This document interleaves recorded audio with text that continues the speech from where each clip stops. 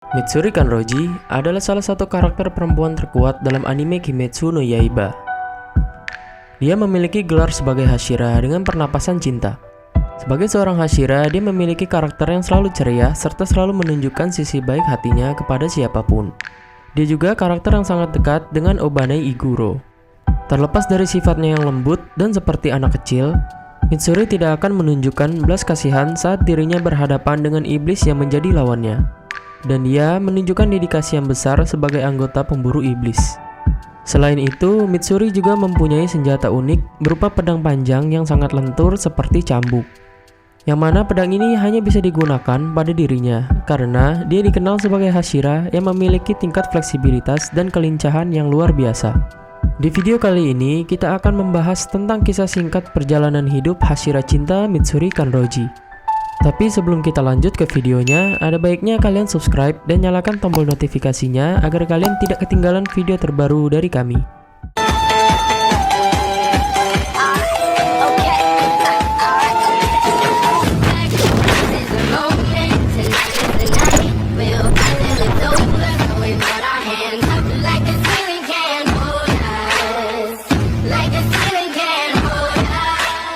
Mitsuri lahir pada periode Meiji dan memiliki keluarga yang bisa dibilang sangat harmonis.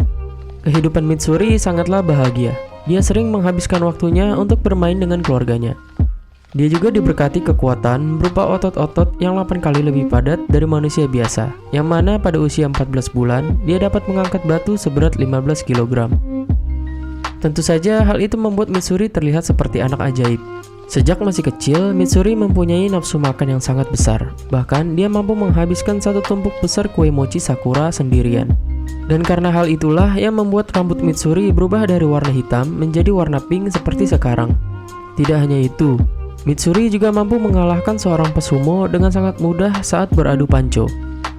Karena kekuatan uniknya itu, orang-orang di sekitarnya menganggap kalau Mitsuri adalah gadis yang aneh.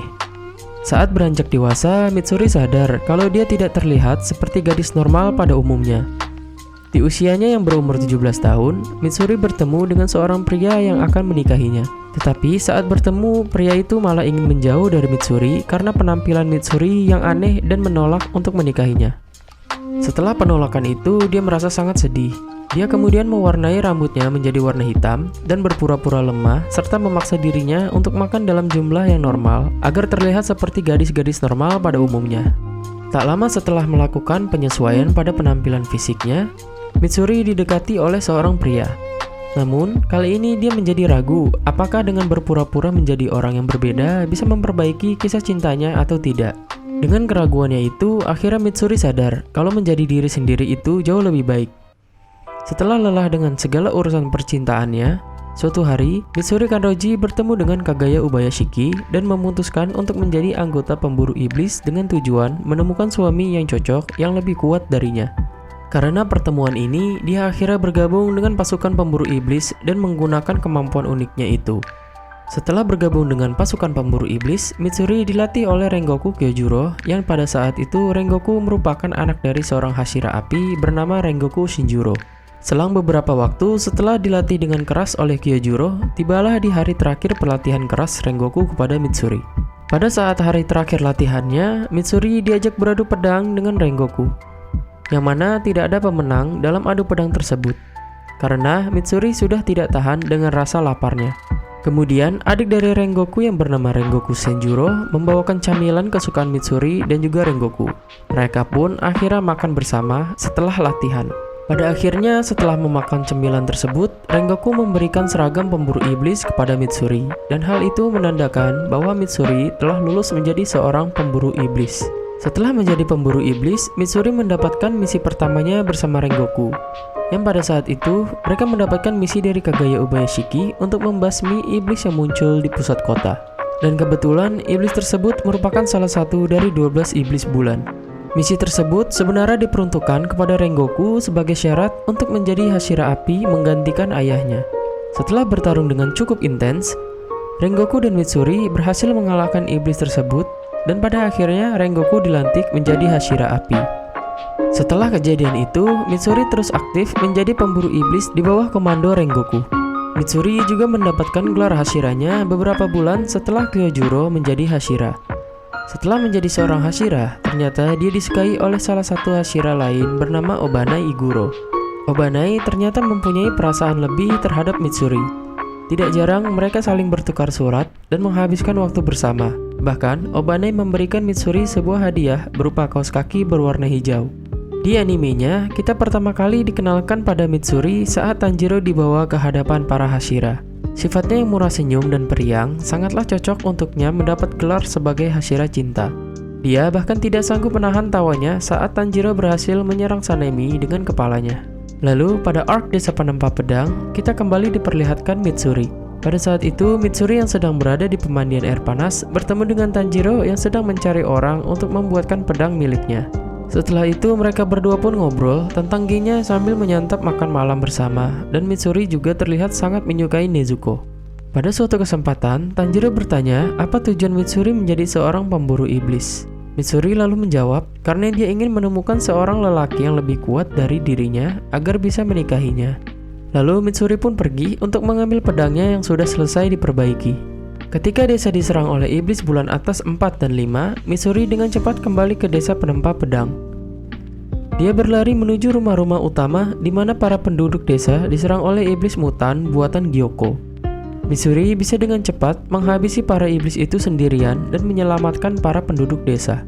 Tidak hanya itu, ketika Tanjiro ditelan oleh salah satu naga pohon buatan Zohakuten, Mitsuri memotong makhluk itu menjadi dua dan menyelamatkan Tanjiro dari dalam naga tersebut. Setelah menyelamatkan Tanjiro, Mitsuri kembali bertarung melawan Zohakuten sendirian.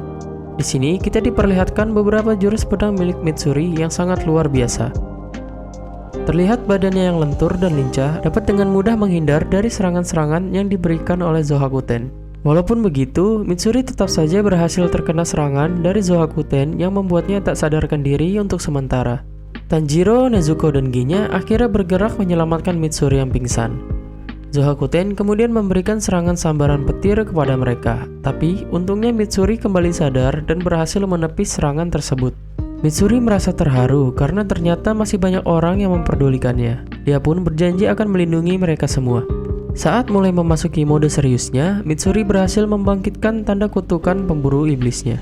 Kecepatan dan kekuatan Mitsuri meningkat secara drastis dan dia melepaskan teknik terkuatnya untuk melawan iblis itu.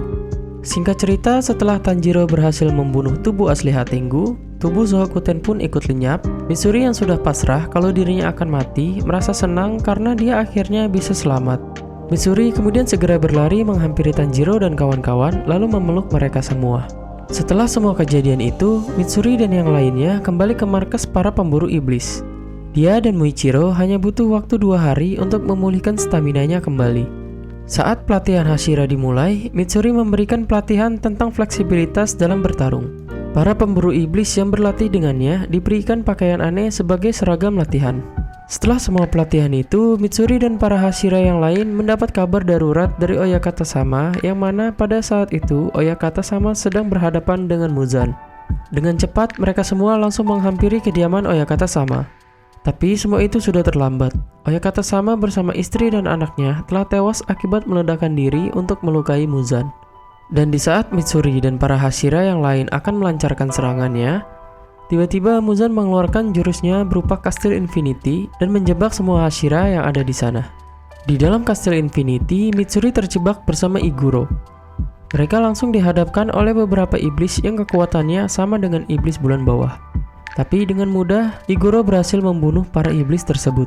Setelah mereka berputar-putar di dalam tempat itu, akhirnya mereka berdua bertemu dengan iblis bulan atas yang baru saja diangkat, yaitu Nakime. Tanpa basa-basi, Mitsuri langsung melancarkan serangannya. Tetapi serangannya itu dapat dengan mudah ditangkis oleh Nakime. Mitsuri dan Obanai terlihat sangat kesulitan melawan Nakime, karena mereka sama sekali tidak bisa melukai Nakime sedikit pun. Tapi akhirnya Yushiro datang membantu dan mengambil alih pikiran dan penglihatan Nakime yang tersambung pada Muzan. Mitsuri lalu pergi membantu Tanjiro dan Gyu yang sedang berhadapan dengan Muzan.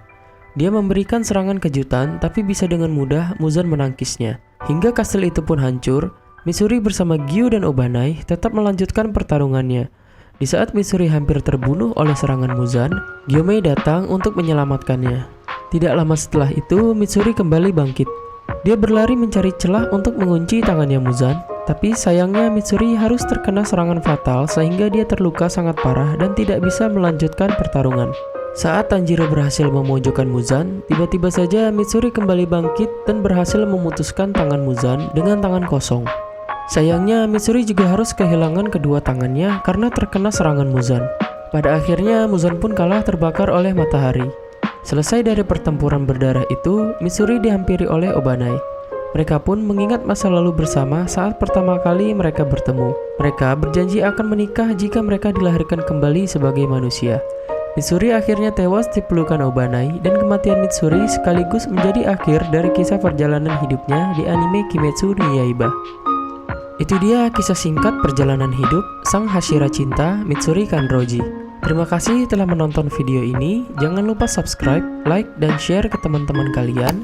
Jangan lupa juga komen pendapat kalian tentang video kali ini. Sekian dan sampai jumpa di video berikutnya. Bye-bye.